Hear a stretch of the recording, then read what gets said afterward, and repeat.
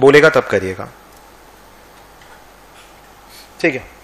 All right, let's start off. So today's discussion is going to be about group discussions, personal interview, and resume.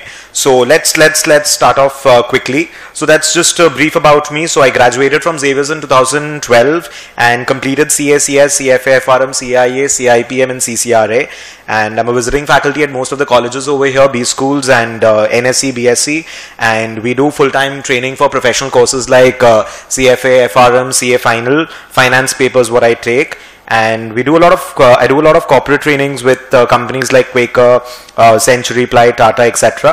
And do a lot of consulting work in the area of finance, valuations, automation, MIS, dashboard, etc. So that's just a little about me. Let's start off the process that you have when you're applying for jobs or you're applying for a B school. So when you're applying for a job, generally you have the GD, the PI, and the resume is what you need to apply in order to get to the interview table first. So GD, your group discussion, your written test is there, that is optional. Some interviews might require a written test and some of them might not require a written test. And personal interview is the last stage generally in all the organization. It's either a GD and a written test first or a written test and then the GD, but the PI is always followed at the end. When you're looking at the written test, there's not much that I could discuss about it. So we'll be focusing on the resume, the GD and the PI. When you're talking about written tests, there are three kinds of written tests that generally takes place. The first one is going to be very role specific. So that's going to be testing your technical knowledge. So say for example, if the job profile is for an auditor's profile, in that case, the technical knowledge will be with respect to accounting, auditing standards, IFRS, US GAAP, etc. In case they're looking for a profile in the taxation area, they'll be testing your tax knowledge. So tax laws and the tax rules and calculations, all those things are going to be focused on.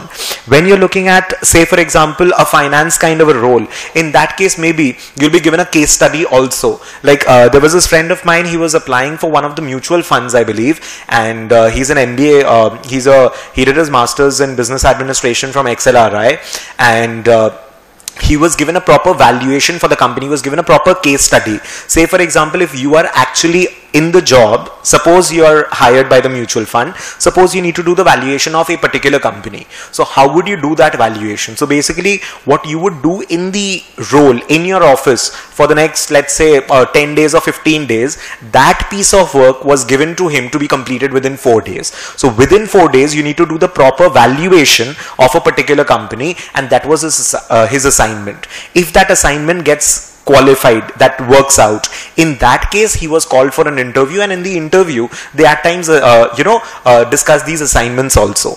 When you're looking for an entry level job, generally you are not going to get a case study or these kind of written tests and all. When you're looking for as a fresher, when you're applying for jobs, it's going to be more of basic technical knowledge, maybe an auditing standards, accounting standard, taxation laws, whatever kind of finance finance terminology and all. So whatever kind of profile you're applying for. But at a later stage, when you have 2 years, 3 years, 4 years of experience, they'll give you really complicated case studies and all. Say for example, I'm applying to a company XYZ Limited. What they'll do is, and that's a public limited company, what they'll tell is ki you study XYZ Limited's website and the financials and all, and tell us where are we going wrong. You point 3 mistakes which our company or our CFO is making. So now just think, you are applying to a company, you'll be having an interview with the company, and you have to point out the 3 mistakes which according to you the CFO is making.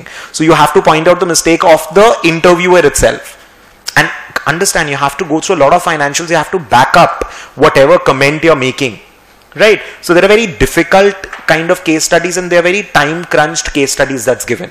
So that happens once you have a decent level of experience, at least to 4-5 years of experience, then these kind of case studies are also given. So technically it might not seem to be a written test as such, but when you're applying as a fresher, your written test is going to be role specific, that is testing your technical knowledge. So now when you're looking at technical knowledge, you'll have to go through your books and all, and especially if it is accounting right now because of the IFRS Ind AS updates, the convergence going on, and if it is with taxes and all, you'll have to really upgrade yourself in order to be able to attempt the paper.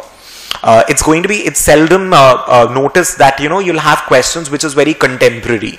Now, when I'm talking about contemporary, say for example, if I'm appearing for a finance interview for a job in the finance role, in that case, it is very unlikely that I'll get questions which is based on today's stock market or yesterday's stock market data or something like that, because that it becomes very difficult for the interviewer also to update the questionnaires and the question, the test and also frequently.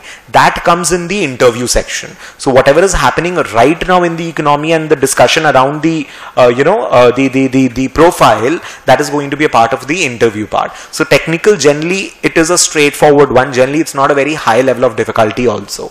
The second type of test is going to be a psychometric test, which less number of companies take. So technical round is something which most of the companies going for a written test, they will have a technical round.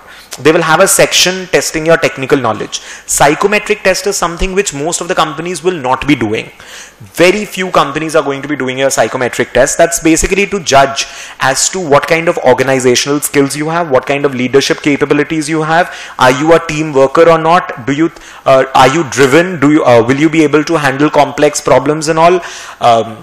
Are you good for a monotonous stable job? Are you good for a front-end profile? Will you get bored and irritated very easily and leave the company probably? Because the company, the HRs also have to maintain an attrition rate for them. They cannot have, hiring going on continuously, ki hire kiya and then those people leave the job and all. So they need to hire those employees whom they can retain, who are going to be good team workers and all. Because ultimately, what happens is most of the jobs and all will get monotonous at a point of time.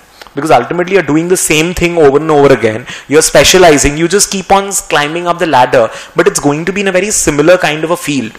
So whether you're going to be are you very restless at work and all. So these kind of personal traits also needs to be looked into.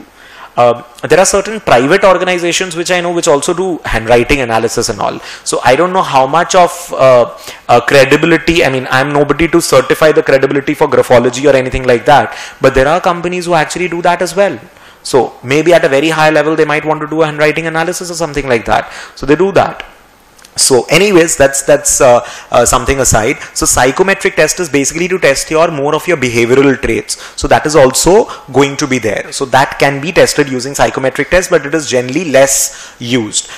B schools generally use a psychometric test. B schools generally have a psychometric test, but for jobs and all, at least in India, I see less psychometric tests being used.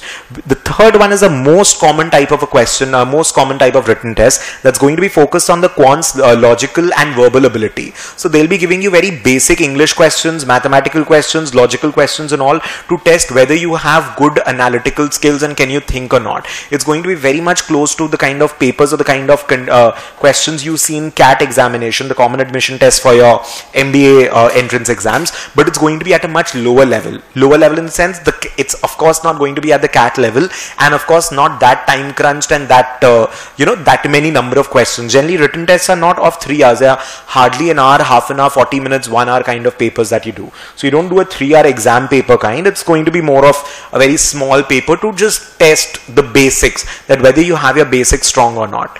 And you don't have to go through class 9 and 10 mathematics books or something in order to crack these tests and all. So that is more or less all about the written test, and I'm not going to be discussing the written test anymore after this. But the first thing is, to reach the interview, you need a resume. That's the first thing. So that is why we are going to be starting off with the section resume first, and then we'll get into the group discussion portion, and then we'll get into the